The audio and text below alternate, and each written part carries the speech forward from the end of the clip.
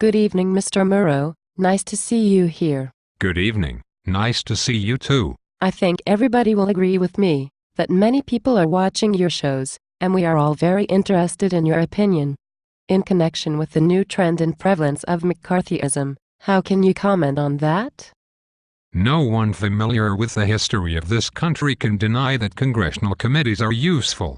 It is necessary to investigate before legislating, but the line between investigating and persecuting is a very fine one, and the senator has stepped over it repeatedly.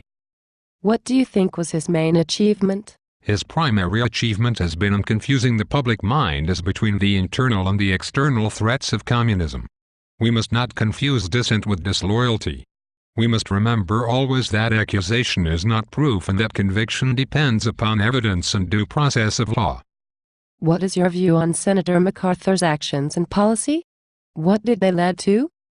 The actions of the junior senator from Wisconsin have caused alarm and dismay amongst our allies abroad, and given considerable comfort to our enemies. Do you think that Senator MacArthur is the one to blame? Whose fault is that?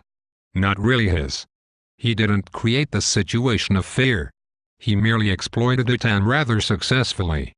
Cassius was right. The fault, dear Brutus, is not in our stars, but in ourselves. What can you say to the people of the United States that are watching us now? We will not walk in fear, one of another.